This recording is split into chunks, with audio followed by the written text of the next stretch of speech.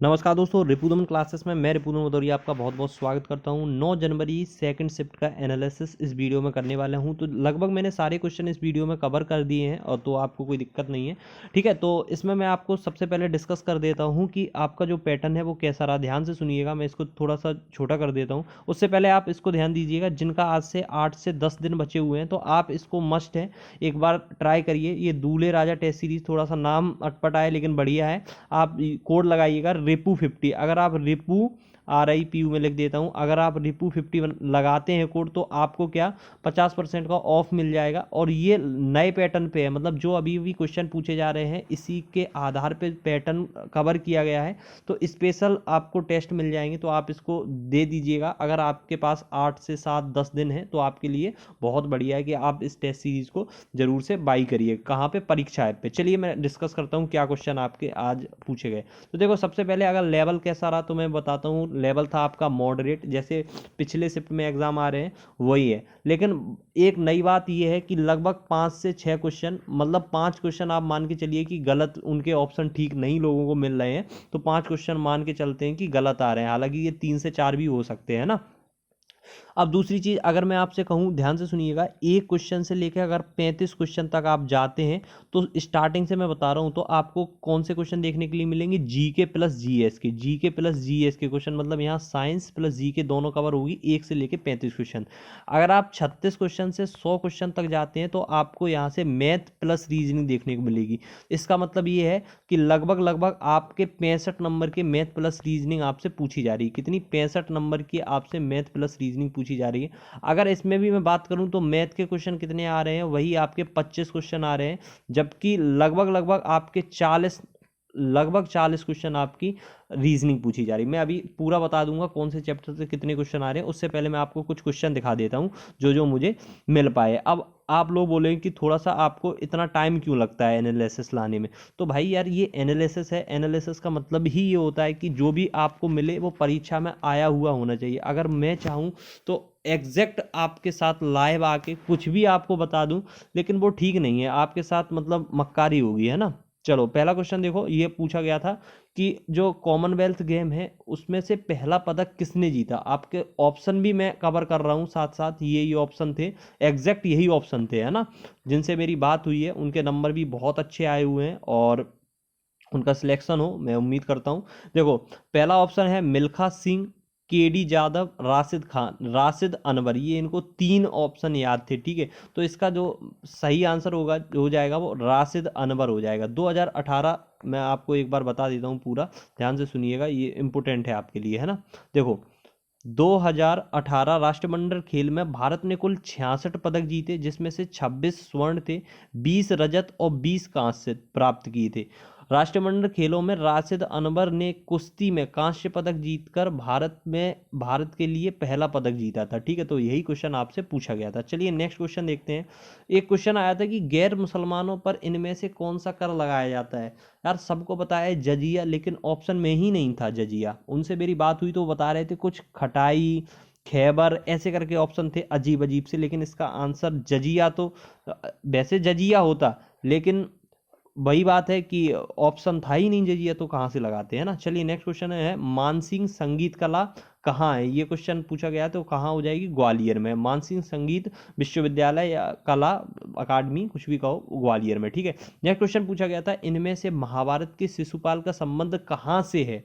तो जो महाभारत के शिशुपाल है ये कहाँ से है, तो मैं एक बार आपको पूरा बताता हूँ। ऑप्शन आपके साथ थे खजुराहो, उज्जैन, विदिशा। अगर डायरेक्ट आपको दिया होता बुंदेलखंड तो आप लगभग आंसर बता देते कि इसका आंसर ये हो जाए, लेकिन अब मैं आपको थोड़ा सा पढ़ के बताता हूँ तो आप समझ जाओगे। देखो, चेदी, संस्कृत चेदी एक प्राचीन भारतीय जनपद था जो मध्य प्रदेश के बुंदेलखंड डिवीजन में लगभग केन नदी के किनारे यमुना नदी के दक्षिण में स्थित था। इसकी राजधानी कहा जाता था, ठीक है। तो इसका सही आंसर इस हिसाब से तो होना चाहिए खजुराहो, कि इसके निकट यही पड़ता है ना। अब अकॉर्डिंग टू ऑप्शन जाएंगे। अब एक ऑप्शन क्या था वो भी देखना पड़ेगा, ठीक है। मैंने आपको बता दिया।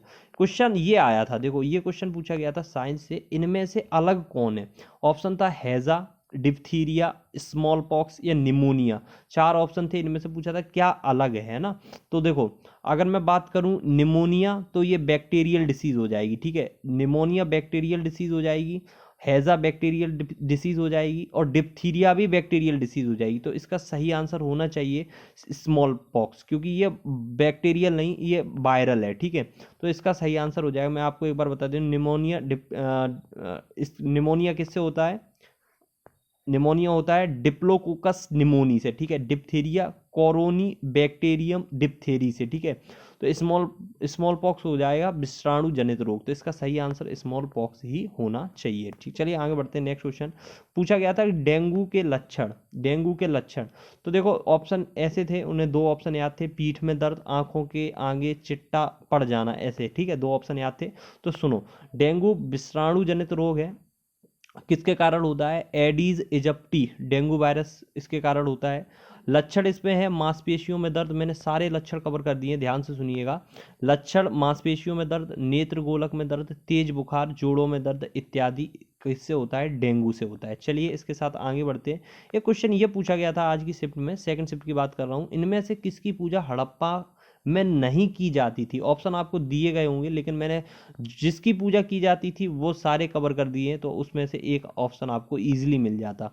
अब देखो मैं आपसे फिर कह रहा हूं, ये आपको वही बता सकता है जिसका एग्जाम हुआ होगा। जब आप उनसे मिलना तब एक बार उनसे पूछना कि अगर आपने रिपुदमन क्लासेस का एनालिसिस देखा होगा तो एक बार आप बताइए क्या उनने ठीक बताया। बस आप इतना पूछ लेना, उसके बाद आप समझ जाओगे कि कौन क्या बता रहा है, ठीक है।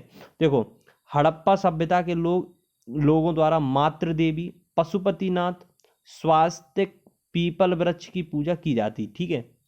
तो ये मातृ देवी, पशुपतिनाथ और पीपल वृक्ष की पूजा की जाती थी हड़प्पा में। इसके बाद जो ऑप्शन मिल जाएगा उसका सही आंसर वो हो जाता, ठीक है। क्वेश्चन पूछा गया था लुसाने स्विट्जरलैंड का संबंध इनमें से किससे है। ऑप्शन यही उनने बताए, बैडमिंटन, बास्केटबॉल, आईओसी या फिर आईसीसी बता रहे थे, मुझे एग्जैक्ट समझ नहीं आया, मैंने लिख लिया, ठीक है। जब मैंने इसको थोड़ा सा देखा मुझे भी ये मालूम नहीं था, तो देखो इसके बारे में पता चला, ये इंटरनेशनल लॉजेन अंतर्राष्ट्रीय ओलंपिक समिति आईओसी, आईओसी और court of arbitration for sport CAC और कई अन्य अंतर्राष्ट्रीय खेल संघों का मुख्यालय की मेजबानी करता है। तो इसका सही आंसर अकॉर्डिंग टू ऑप्शन जाएगा। अब ये क्वेश्चन थोड़ा सा अटपटा था, अब क्या है तो वो आप देख लीजिएगा, मुझे भी ये समझ नहीं आ रहा है, ठीक है, तो आप देख लेना। चलिए नेक्स्ट क्वेश्चन देखते हैं। नेक्स्ट क्वेश्चन ये आया था, ईज ऑफ डूइंग बिजनेस 2020 में कौन सा देश ने अच्छा प्रदर्शन किया। ऑप्शन ये थे डेनमार्क, न्यूजीलैंड, सिंगापुर इत्यादि ऑप्शन थे। तो ये भी आपके अकॉर्डिंग टू ऑप्शन जाएगा और तब देख लेना। वैसे 2020 में इंडिया की रैंक 63 रही थी, ठीक है। और अब मुझे लगता है कि क्वेश्चन बहुत अच्छे पूछे जा रहे हैं, आप खुद समझ रहे होगे कि जब ऑप्शन वो इस तरह से दे रहा है तो अकॉर्डिंग टू ऑप्शन ही जाएगा। इससे पहले वाले क्वेश्चन में भी अकॉर्डिंग टू ऑप्शन ही लगाना था, है ना। तो यार क्वेश्चन तो अच्छे हैं। चलो नेक्स्ट क्वेश्चन आएगा, त्रिवेणी संग्रहालय कहाँ है, उज्जैन में है, ठीक है। चलिए ये हो गया आपका लगभग जीके के जीएस के क्वेश्चन जितने पूछे गए थे मैंने डिस्कस कर दिए, जो एक्चुअल में आए गए हैं। अब मैं फालतू के क्वेश्चन आपके साथ डिस्कस करना वो ठीक नहीं है ना। मैं आपको मैथ का बता देता हूँ, सुनो मैथ का ध्यान से सुनिएगा। मैथ के बहुत से क्वेश्चन मुझे उनने बता दिए, क्योंकि देखो जो जो कैंडिडेट लगभग जब करके आता है ना अच्छे क्वेश्चन, तो उसको सारे के सारे क्वेश्चन याद रहते हैं। तो वही है कि उनने बताया अच्छे से। ये क्वेश्चन था सॉरी मैं इसको एक बार पढ़ के बताता हूँ जो मुझे मिला था, फिर मैं आपको बता रहा हूँ, क्योंकि ये सही से लिख नहीं पाया हिंदी में, ठीक है। सुनो इसमें ये था ए एक्स प्लस बाई से, मतलब a x plus by, a x plus by a से मतलब ए एक्स से बाई जाता है 55 किलोमीटर घंटे में और बाई से एक्स आता है कितने 40 किलोमीटर प्रति घंटे में। तो इनके बीच की दूरी बतानी थी। एक क्वेश्चन इस टाइप का था। एक क्वेश्चन था, एक आदमी 35,000 की वस्तु 20% की छूट पर खरीदता है, उसका नगद भुगतान 4% एक्स्ट्रा मिलता है, तो उसका नगद भुगतान की वस्तु का मूल्य क्या होगा। इस तरह से क्वेश्चन था। एक क्वेश्चन था कि ए 60 किलोमीटर 2 घंटे में जाता है, बी 180 किलोमीटर 3 घंटे में जाता है, अनुपात बताइए। एक क्वेश्चन मैं बता रहा हूँ, देखो आपका एक क्वेश्चन ऐसे आया था, मैं आपको एक सेकंड लिख के बताता हूँ कि x प्लस 1/x की वैल्यू आपको दी थी 9, आपसे पूछा था x8 प्लस 1/x8 बराबर क्या, ठीक है, ये पूछा था। एक क्वेश्चन ये हो गया। एक क्वेश्चन आपसे पूछा था, मैं आपको लिख के बता रहा हूँ, देखो रेशियो मतलब ये रीजनिंग का था, 1/11, फिर आपका इधर था 1/21, फिर इधर 1/9 और इसका ये पूछा था, ठीक है, ये क्वेश्चन ऐसे था। और मैं आपको बताता हूँ CI से आपके 2 क्वेश्चन आए थे, CI से आपके 2 क्वेश्चन आए थे, है ना, ठीक है। अब नेक्स्ट आपसे पूछा गया था, एक क्वेश्चन ये था कि A प्लस बी 10 दिन में करता है किसी कार को, B प्लस सी 15 दिन में करता है, और उसके बाद था कि A 5, 7 और 13 दिन में जो काम करते हैं, तो उसमें फिर आगे भी इसने घुमाया है, A अकेला उसी कार्य क्षमता से 40% काम के 60% कितने दिन में करेगा, मतलब क्वेश्चन को काफ़ी घुमाया है, ठीक है, इस तरह से क्वेश्चन था। अब उनने ऐसे बताया है, एग्जैक्ट क्वेश्चन नहीं बता पाए, लेकिन ये ऐसा ही था, ठीक है। और ब्लड रिलेशन से आपके क्वेश्चन आए हैं, लगभग एक क्वेश्चन ही आया है, और ट्रेन से क्वेश्चन आया था जिसमें अंधेरे में वो ओझल हो जाती है, एक क्वेश्चन ऐसे ट्रेन से पूछा गया था, है ना। एक क्वेश्चन और ध्यान से सुनिएगा, एक क्वेश्चन आया, मैं आप नोट कर सकते हैं, ठीक है, मैं बताते जा रहा हूँ। देखो ऐसे पूछा था कि दादर, नगर और हवेली 3 लोग हैं, दादर 37 दिनों में कार्य करता है, नगर 111 दिनों में और हवेली 333 दिनों में। उसके बाद पूछा था कुल मिला के ये काम 5100 रुपये या 51,000 था, जो भी हो, उसमें अगर इतने रुपए उनको भुगतान के लिए मिलते हैं, तो पूछा था कि बताइए दादर और हवेली मिलके काम कितने दिनों में, मतलब उनका हिस्से में कितना है। तो देख रहे हो, मतलब क्वेश्चन में यार घुमा रहा है, ठीक है, इसलिए मैं कहूँगा कि एग्जाम थोड़ा सा आपका टफ देखने के लिए मिल रहा है। एक क्वेश्चन एवरेज से सुन लीजिए, एवरेज से क्वेश्चन सुनिए, क्या है, A 40 पारियों में 35 रन बनाता है, कुछ इस तरह से क्वेश्चन पूछा था, उन्होंने पूरा क्वेश्चन नहीं बता पाया है, और इसका आंसर बता रहे हैं कि 310 आएगा, है ना। चलिए बात बाकी सुनो, मेरी बात अब ध्यान से सुनो, लगभग 11 मिनट हो गए हैं। मैं कोशिश हमेशा से यही करता हूँ कि आपको कम से कम समय में आपको इतना कुछ दे दिया जाए ताकि आपके घंटे ज़्यादा से ज़्यादा मतलब बच सकें और बर्बाद ना हो।